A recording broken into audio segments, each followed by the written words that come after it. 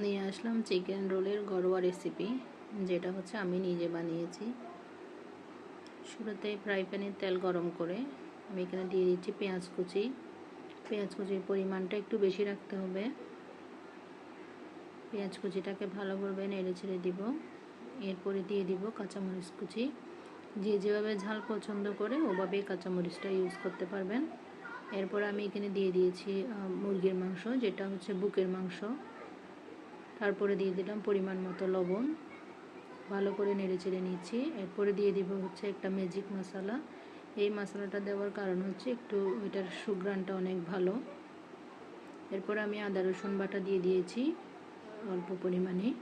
ভালো করে নেড়ে চেড়ে এগুলোকে সিদ্ধ করে নেব। সিদ্ধ হওয়া পর্যন্ত অপেক্ষা করব। এর মাঝখানে আমি দিয়ে দিব হচ্ছে টমেটো পেস্ট, যেটা আমার ফ্রোজেন করা ছিল আগে থেকে। ওই টমেটো পেস্টটা দিয়েও ভালো করে নেড়ে চেড়ে দিতে হবে।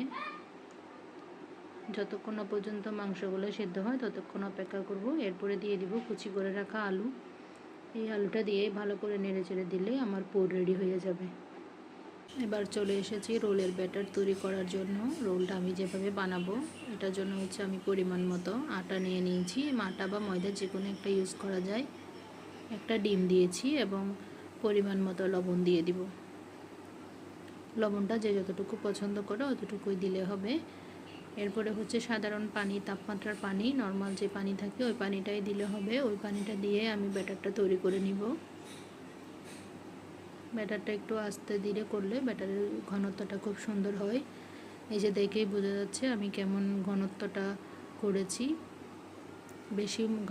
বেশি হচ্ছে ঘন হওয়া যাবে না, আবার বেশি পাতলাও করা যাবে না। মিডিয়ামে একটা ব্যাটার তৈরি হবে, যেটা হচ্ছে সাধারণত আমরা পাটিসাপটা তৈরিতে ব্যবহার করি।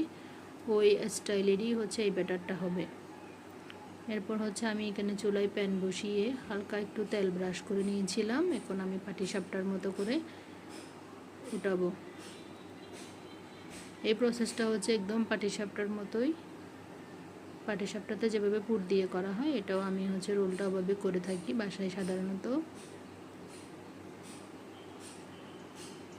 এরপর আমি এখানে পুর দিয়ে রোলটাকে রেডি করে নিচ্ছি। সবাই হয়তো দেখলেই বুঝতে পারবে আমি কিভাবে এই প্রসেসটা করছি। একটা বিষয় বলে রাখছি, সেটা হচ্ছে এই জিনিসটা গরম অবস্থায় করতে হবে। গরম অবস্থায় করলে একটা সুবিধা হচ্ছে এটা এমনিতেই গোল হয়ে থাকবে, না হয়ে অনেক সময় যদি ঠান্ডা হয়ে যায় সেক্ষেত্রে এটা ছুটে যাওয়ার সম্ভাবনা থাকে। সেজন্য যতটুকু সম্ভব গরম অবস্থায় এই কাজটা করে ফেলতে হবে।